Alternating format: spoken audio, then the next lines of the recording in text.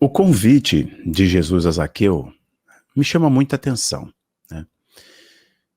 Eu vejo que muitas pessoas procuram a Deus, mas Deus só procura um tipo de pessoa. E a Bíblia responde: que tipo de pessoa é essa que Deus está procurando? João, no capítulo 4, ele vai falar que, registrando uma fala de Jesus, naquele encontro de Jesus com a mulher samaritana, naquele poço, por volta do meio-dia, onde a água do poço era quente, portanto era morta, que promovia a morte, e Jesus oferecendo uma água viva, que era aquela água que era retirada do poço por causa do orvalho da noite, da manhã, né? Era uma água fresca, geladinha, então era uma água considerada viva, para a vida. E Jesus fala que aqueles que creem nele, do seu interior fluirá um rio que traz vida, transborda a vida e leva a vida por onde passar. E depois, nesse contexto, Jesus vai falar que o Pai, né, os verdadeiros adoradores adorarão ao Pai em espírito e em verdade, são a estes que o Pai procura.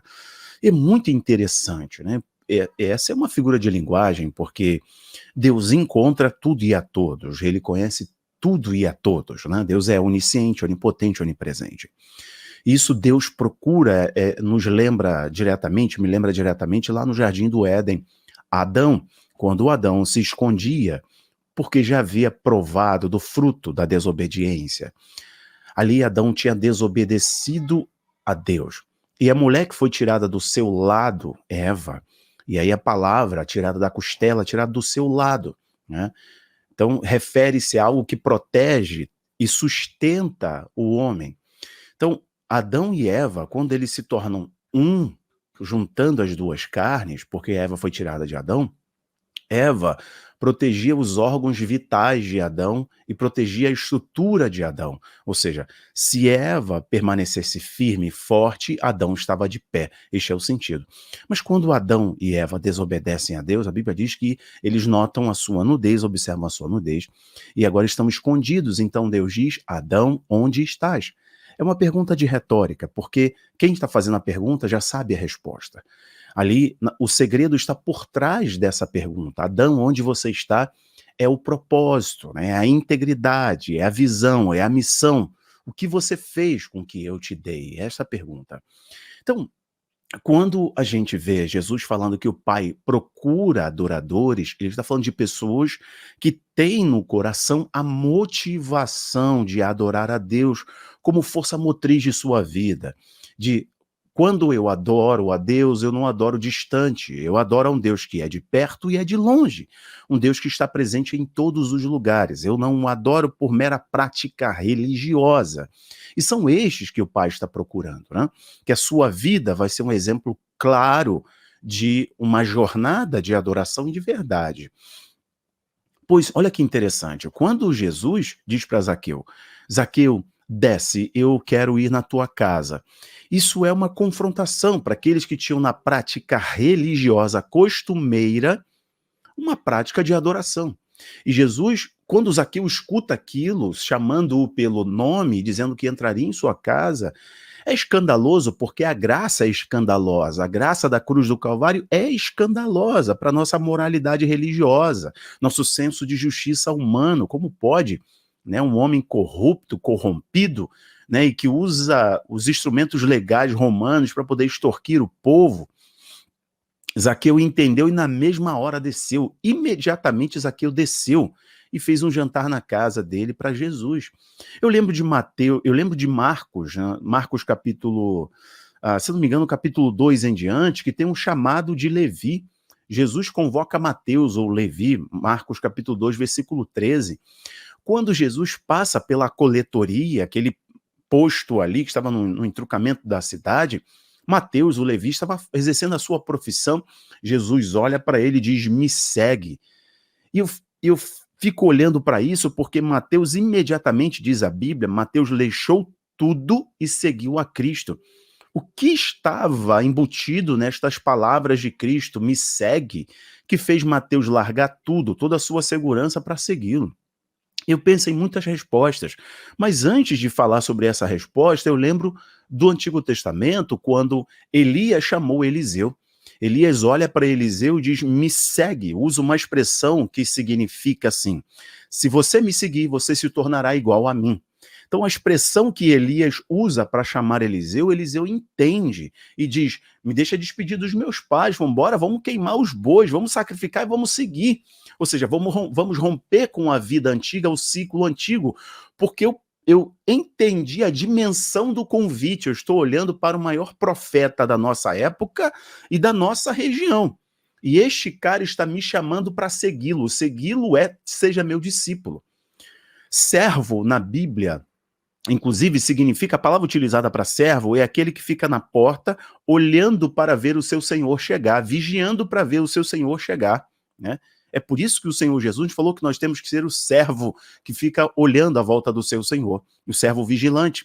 Então, olha que interessante, o discípulo, ele é chamado para ser igual. Ou seja, ele é aprimorado, aperfeiçoado no fogo, né? O fogo de Deus, tirando as impurezas desse ouro para que o divino, que é simbolizado pela figura do ouro, seja revelado. Então, o chamado para o discipulado é um chamado para você vai fazer igual ou maior. Você vai ser igual. Ou seja, a missão que está sobre mim virá sobre ti. Se você trilhar este caminho de aprendizado, de discipulado, de disciplina, de humilhação, de humildade, de profundidade em Deus. Então, voltando para Mateus, o que é grandioso, que esses convites de Deus são sempre extraordinários, né? Jesus olha para Levi e fala assim, me segue. Levi não podia entrar no templo. Mateus, no caso aqui, Mateus não podia entrar no templo. Porque a prática comum, o código social, a prática religiosa, que os cobradores de impostos, eles eram corruptos, pecadores, considerados imundos. E eles eram persona não grata no templo. Eles não podiam entrar no templo por causa da regra social e porque o que eles representavam, que era roubo, corrupção, extorquir o povo em nome de Roma. E geralmente eram homens ricos que cresciam deturpando, defraudando, etc. Quando Jesus chama Mateus, Mateus está vendo um homem que é um mestre, pela multidão que o segue, pela sua fama, pelas suas roupas, pelas suas palavras, pela graça que ele carrega, pelo poder que ele carrega. A Bíblia diz que quando Jesus ensinava, os fariseus, os mestres, ficavam revoltados, porque Jesus ensinava não como eles, mas Jesus ensinava com poder e com autoridade. Até que na primeira pregação de Jesus, os demônios se manifestaram na sinagoga e os homens perguntavam assim, que doutrina nova é essa? Que teologia nova é essa? E os discípulos registraram, porque Jesus ensinava com poder e autoridade dada pelo Espírito. Então, Mateus, quando está vendo o convite de Jesus, está dizendo, é a única chance que eu vou ter de ser, de fato, algo que Deus quer que eu seja. Às vezes, na vida, a gente fica repetindo comportamento, repetindo padrões de mentalidade, e nunca provamos, de fato, o que Deus tem para nós. Porque não entendemos ainda a grandeza, o poder, a soberania deste convite. Vem e me segue. Mateus largou tudo e seguiu a Cristo, porque agora ele não podia só entrar no templo, mas ele se tornaria igual a Cristo. Lembra o que Jesus disse? Eu sou a luz do mundo. E depois Jesus olhou para os discípulos e disse, vocês são luz do mundo, vocês são sal da terra. Jesus disse mais, vocês vão fazer obras iguais ou maiores do que estas que eu estou fazendo. O convite de Cristo é para que nos tornemos reflexo de sua beleza, de sua glória, de seu poder, de sua autoridade. Por onde nós formos, sermos mini-cristos, ou seja, reflexo da glória de Cristo nas nossas atitudes, nos nossos atos. E às vezes você está perdendo muito tempo com religiosidade, você está perdendo muito tempo com marcas que colocaram sobre você está perdendo muito tempo olhando para o passado, você está perdendo muito tempo com religiosidade e o Senhor está te convidando para ser amigo íntimo. O Senhor está convidando você para levar a voz dele, levar a palavra dele. O Senhor está convidando você para você entrar onde você nunca poderia entrar, para você ir onde sequer você imaginaria que fosse. Para você fazer o que sequer você imaginaria que pudesse fazer. E você faz pelo poder do Espírito Santo. E a unção que vem sobre a sua vida quando você aceita o chamado. Eu poderia falar de tantos homens, que sequer tiveram a oportunidade de se tornarem apóstolos, discípulos diretos de Cristo, mas mudaram o lugar onde viviam, mudaram parte do mundo, porque decidiram entender, de fato, seguir e entenderam a dimensão deste convite. O Senhor está dizendo para você: venha, segue-me. É igual quando ele, fazendo seus primeiros discípulos, Pedro, Tiago, ele disse: olha, me segue. Eu vou fazer de vocês pescadores de almas. Que o Senhor te abençoe. Aceite o convite de Cristo, porque vai ser a melhor coisa da tua vida. Compartilhe para todo mundo. Tchau, tchau.